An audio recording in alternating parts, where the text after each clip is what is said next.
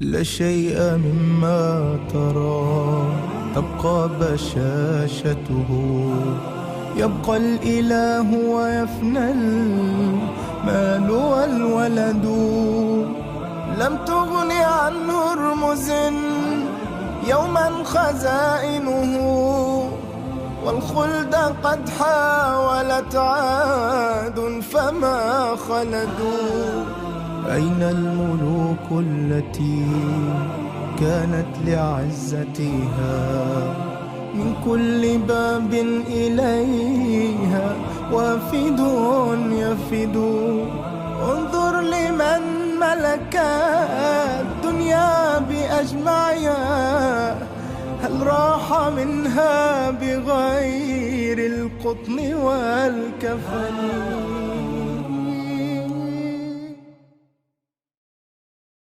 بیگمان کسانی که گفتند پروردگار ما الله است، سپس استقامت کردند، فرشتگان بر آنها نازل می‌شوند و می‌گویند نترسید و اندوهگین نباشید و بشارت باد به بهشتی که شما را وعده داده می‌شدید. ما در زندگی دنیا و در آخرت دوستان شما هستیم و برای شما در آن بهشت هر چه دلتان بخواهد فراهم است، هر چه خواست کنید برایتان حاضر است. الله نصیبمان کند.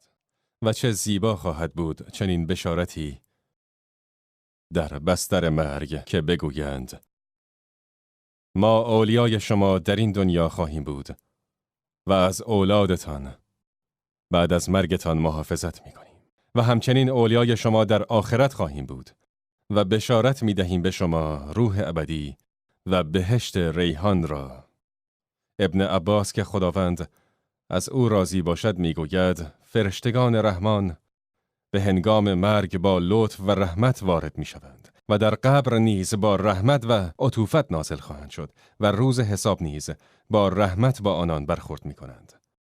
ما اولیای شما در این دنیا و آخرت هستیم. بیایید بالای سر بعضی از اشخاص رو به موت بایستیم. شخص به هنگام مرگ یک سری کلمات، جملات و وصایای زمزمه می کنند. پس بیایید امروز بالای سر این اشخاص بایستیم و بشنویم که چه می گویند. مرگ بر هارون الرشید نازل شد. به هنگام مرگ حتی نمی توانست نفس بکشد و گفت پنجره ها را بگشایید. پنجره ها برایش گشوده شد. هارون الرشید دید که مردی لباسهایش را با چوب می چلاند که آبی باقی نماند و بعد لباسهایش را دانه دانه پهن می کرد. هارون الرشید آرزو می کرد که ای کاش من نظافتچی بودم. ای کاش من نجار بودم و ای کاش من آشپز بودم. ای کاش چیزی از امیرالمؤمنین بودن نمی دانستم. روزی مردی در حرم با عمر ابن عبدالعزیز ایستاده بود رو به صفا. گفت ای امیرالمؤمنین به اینها نگاه کنید. عده زیادی از حجاج را دیدند لبیک گویان و گفتند ای امیرالمؤمنین این عده زیاد امروز پیروان شمایند ولی فردا نزد خدا همینها دشمن شمایند. امروز پیروان شما، فردا دشمنان شما در پیشگاه خداوندند اگر حق و حقوقشان را ندهی. عمر ابن عبدالعزیز در حالت احتضار بود. شنیدند که شخصی این آیه را می‌خواند ما در زندگی دنیا و در آخرت دوستان شما هستیم و برای شما در آن بهشت هر چه دلتان بخواهد فراهم است و هر چه درخواست کنید برایتان حاضر است. جلیبیب که خداوند از او راضی باشد مرد فقیری بود که از اصحاب رسول اکرم بود. ایشان از محبوبان نزد رسول الله بودند. پیامبر صلی الله علیه و آله و سلم روزی به جلیبیب فرمود ای جلیبیب آیا ازدواج کرده ای؟ گفت نه. فرمودند نمیخواهی ازدواج کنی؟ گفت آخر یا رسول الله چه کسی با من ازدواج میکند؟ فرمودند من کمکت میکنم. نزد این شخص برو و بگو رسول الله تو را امر کرد تا دخترت را به ازدواج با من در بیاوری. جلیبیب خارج شد و در خانه آن یار پیامبر را زد. آن مرد در را باز کرد و جلیبیب را دید و پرسید او اینجا چه کار می کند؟ آیا خوراک می خواهد یا لباس می خواهد؟ نمیدانست چه می خواهد. جلیبیب گفت ای فلانی، به خواستگاری دخترت آمدم. رسول خدا چنین امر کردند که دخترت را به ازدواج با من در بیاوری. پدر با تعجب گفت من دخترم را با جلیبیب به نکاح درآورم؟ مادر نیز تعجب کرده بود. دختر صدایش را شنید و گفت پدر، لطفاً پاسخ مثبت به امر رسول خدا بده. پس دخترش را به عقد جلیبیب درآورد. ندای جنگ آمد و جلیبیب لباس جنگ به تن کرد و با اصحاب پیامبر وارد معرکه شد. و در پایان معرکه جنگ پیامبر به اصحابش فرمود چه کسی جایش خالی است؟ چه کسی مفقود شده؟ فلانی با ماست ولی زخمی شده. آن شخص دیگر به خانه بازگشته. آن شخص دیگر نیز در میان ما بود و آن یکی به شهادت رسیده. ببینید چه کسی مفقود شده. پس افرادی که در میان نبودند را یک به یک شمردند. ولی رسول الله به مردی فکر می‌کردند که می‌خواستند اصحابشان او را به یاد بیاورند. ولی کسی او را به یاد نیاورد. رسول الله فرمودند جای جلیبیب اینجا خالی است. با من به جستجو برخیزید. پس صحابه به جستجو مشغول شدند. ولی هیچ اثری از او نیافتند. در میان شمشیرها، خونها، اسب‌های زخمی، لباس‌های پاره، تا اینکه پیامبر صلی الله علیه و آله و سلم جلیبیب را در گوشه از میدان جنگ غرق خون یافتند. در حالی که در کنار او 7 مشرک مرده بودند و او به شهادت رسیده بود. پس رسول الله صلی الله علیه و آله و سلم به جلیبیب نزدیک شد. ایشان نشستند و او را در آغوش کشیده و سرش را بر روی پای مبارک گذاشتند. رسول خدا صلی الله علیه و آله و سلم فرمودند آنها را کشتی و تو را کشتند. آنها را کشتی و آنها تو را کشتند. پس تو از منی و من از تو. پس تو از منی و من از تو. چه زیباست چون این مرگی که قبل از رفتن پیامبر محبتش را نسبت به او شهادت بدهد و بعد از مرگش به صالح بودن و خوبیش شهادت بدهد.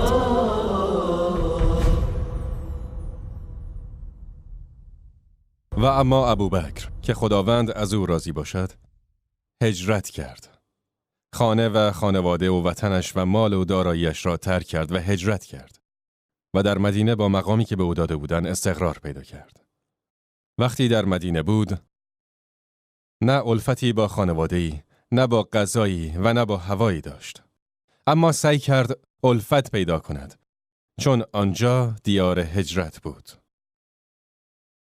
او سالهای زیادی با پیامبر اکرم همراه بود و بعد از پیامبر صلی الله علیه و آله و سلم خلیفه مسلمانان شد و 2 سال بعد مرگ بر ابوبکر که خدا از او راضی باشد نازل شد.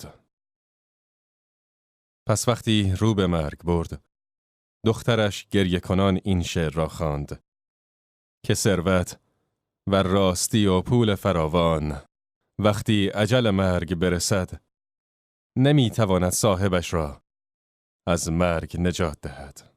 او گفت ای دخترم خداوند ما منبع والاتر عطا کرده. یعنی کسی این نشانه های شعر را استفاده می کند که قرآن را حفظ نکرده باشد. خداوند ما منبع ارزشمندتر عطا کرده است. مرگ را با قرآن وصف کن نه با شعر. ولی بگو و سختی مرگ به راستی فرا رسید. این همان چیزی است که تو از آن می گریختی و دریچه قیامت را به رویتان باز می کند. ابوبکر که خداوند از او راضی باشد خلافت را به عمر که خداوند از او راضی باشد وصیت کرد.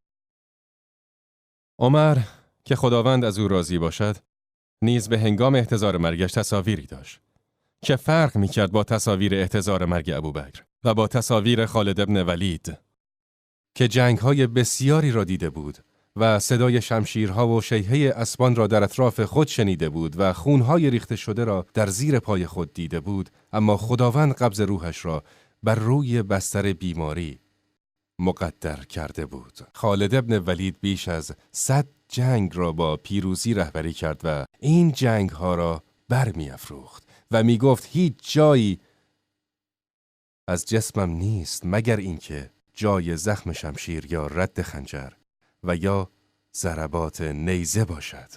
و در بستر مرگ می گفت آدم شجاع 1 بار می میرد، اما ترسو 1000 بار می میرد. ولی عمر که خداوند از او راضی باشد به هنگام مرگ احتضارش از ابوبکر که خداوند از او راضی باشد و خالد ابن ولید متفاوت بود. مغازه‌ای را دید. به آن نگاهی انداخت. دید فردی میان دستانش آتش افروخته و چیزی می‌سازد. عمر پرسید شغل شما چیست؟ فرد جواب داد من آهنگر و نجار هستم. پرسید که تو چه می‌سازی؟ گفت من سنگ آسیاب می‌سازم. آسیاب 2 سنگ است که روی هم گذاشته می‌شوند و در بالای آن حفره‌ای است که گندم و جو را در آن می‌ریزند و با دسته چوبی سنگ بالا را می‌چرخانند که به هنگام حرکت گندم و جو از میان به زیر 2 سنگ رفته و آسیاب می‌شود و بعد از کنار سنگ به بیرون ریخته می‌شود و بعد گندم آسیاب شده را با دستانشان جمع می‌کنند. بله، مرد گفت آسیاب می‌سازم. عمر گفت من شنیدم که گفتی اگر اراده کنی آسیابی خواهی ساخت که با باد بتواند حرکت کند. من آسیابی می‌توانم بسازم به جای اینکه با دست حرکت کند در هوا حرکت کند. ابو لؤلؤ مجوسی به عمر گفت من چیزی برای تو خواهم ساخت که اهل مغرب و مشرق. عمر گفت آن کافر مرا تهدید می کند. گذشت تا اینکه مجوس 1 خنجر 2 سر ساخت که از میان به هم متصل بودند. آن را در زهر خواباند و 1 ماه تمام با سوهان صیقلش داد. در تاریکی شب آن مرد در پشت زاویه‌ای از زوایای مسجد مخفی شد و منتظر عمر ماند. مسجدهای قدیمی در آن عصر مانند مسجدهای کنونی نبود که پر نور باشد. مسجدهایشان 1 یا 2 تا مشعل بیشتر نداشت. آن مجوس برای کشتن عمر پنهان شد. عمر داخل مسجد شد، وضو گرفت و برای نماز ایستاد و گفت الله اکبر و در رکعت دوم بعد از اینکه مردم همه به مسجد آمده بودند آن مرد مجوس خارج شد و 3 ضربه چاقو به عمر زد. اولی قلبش، دومی در پهلویش و سومی در زیر شکمش و چاقو را کشید. عمر از درد آهی کشید و به زمین افتاد. آن مرد مجوس دری را در محراب نیافته که بگریزد به جز در اصلی پشت مسجد. با ضربه چاقو صفهای نمازگزاران را از چپ و راست بشکافت و عبور می‌کرد تا اینکه 13 صحابی را زخمی کرد و 7 نفر از آنان کشته شدند. وقتی به در مسجد رسید ایستاد. هر که نزدیک می آمد او را چاقو می زد. عده‌ای را در سرشان، عده‌ای را بر گردنشان، عده‌ای را بر کتفشان و عده‌ای را در شکمشان. یکی از مسلمانان آمد و پیراهنش را درآورد و بر روی صورت آن مرد مجوس انداخت. وقتی عبا را بر صورت خود دید، فهمید که دیگر گیر افتاده است و می‌دانست برای دور کردن آن عبا وقت زیادی ندارد. به همین خاطر خودش را با خنجر خودش کشت.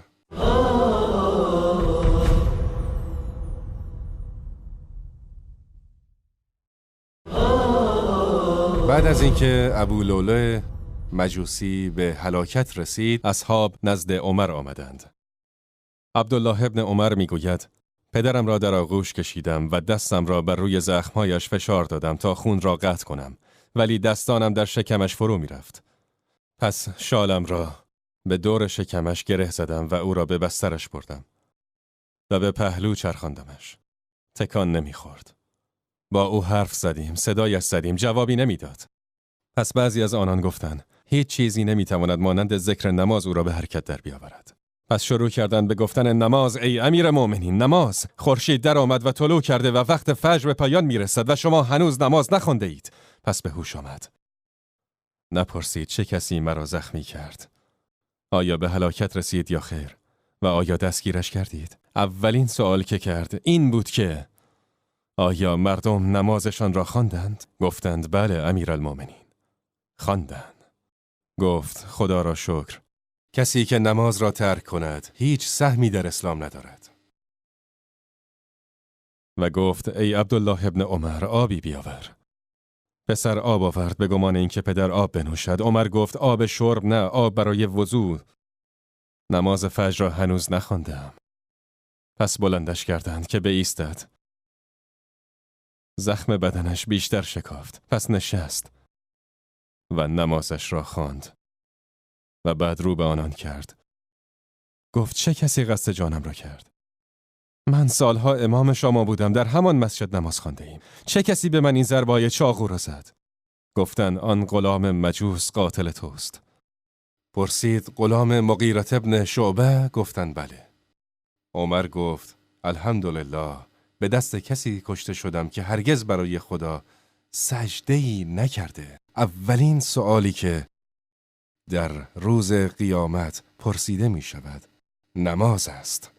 اولین سؤالی که در قیامت از او پرسیده شود نماز است. اگر بخواند به باقی اعمال نگاه می کنند، اگر نه به اعمال دیگرش توجه نمی کنند.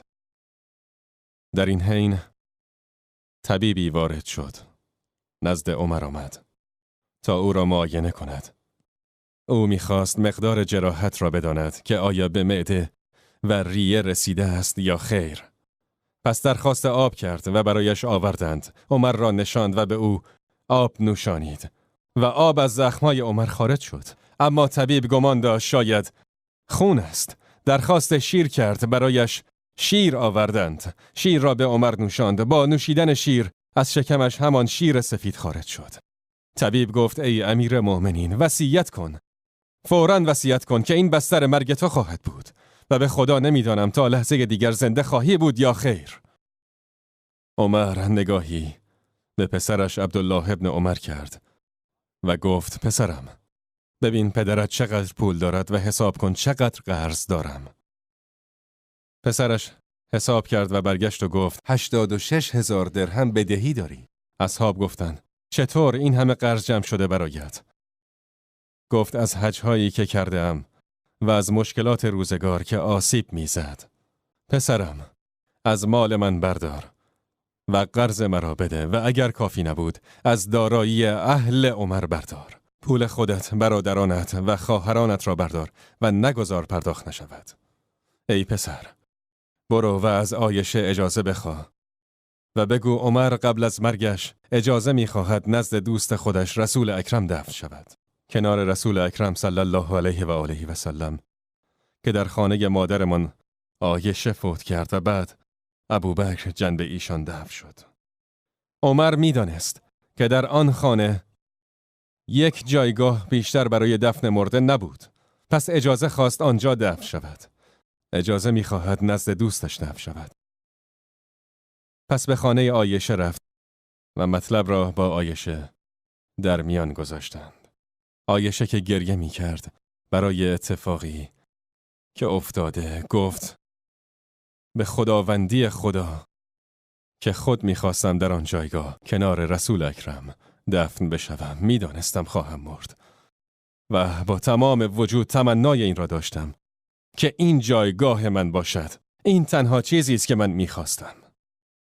ولی حالا که عمر این را می‌خواهد، پس به خداوند قسم که خود او را بر خودم مقدم می‌دارم. بله، در خانه من نزد دوستش دفن می‌شود. به نزد او بازگشت. وقتی بازگشتش را حس کرد، عمر گفت مرا بنشانید. آن مرد در وجودش شوق خبر می‌جوشید. مرا بنشانید، مشتاقم بدانم. و نشاندنش و پرسید چه گفت؟ گفت اجازه داد ای امیر مؤمنین. اجازه داد. گفت خدایا شکرت. هیچ چیز را به این حد نخواستم. هیچ چیز انقدر نگرانم نکرده بود. عمر در تمام طول زندگیش دلتنگ دوستش رسول اکرم بود و دوست داشت در کنار او دفن شود. این تنها چیزی بود که عمر میخواست. جوانی مثل بقیه نزد عمر قبل از مرگش آمد که با امیرالمؤمنین ودا کند.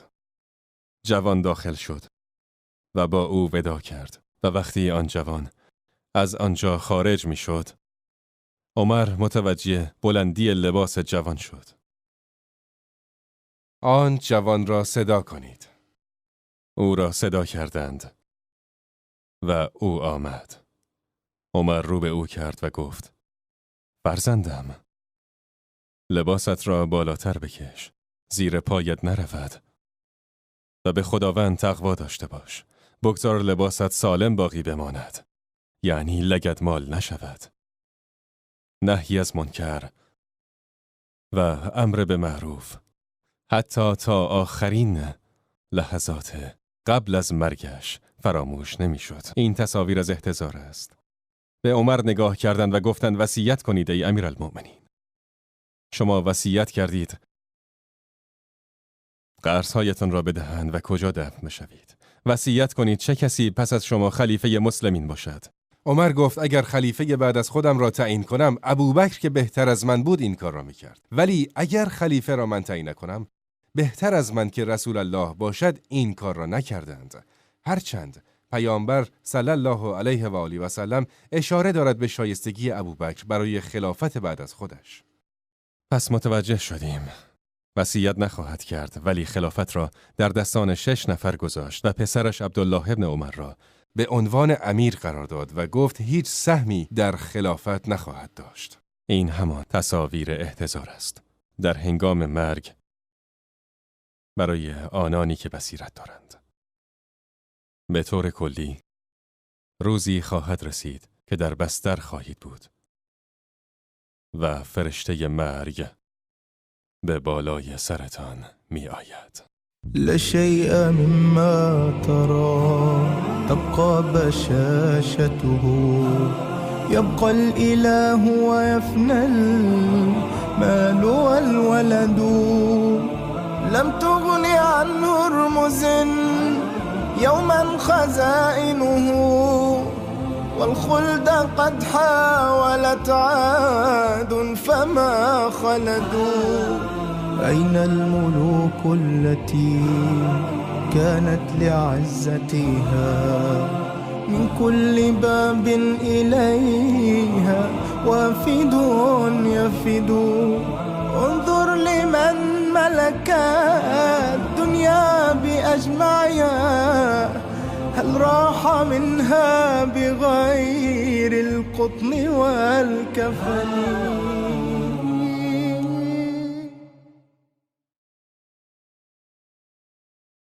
لشيء مما ترى تبقى بشاشته يبقى الإله ويفنى المال والولد لم تغن عن هرمز يوما خزائنه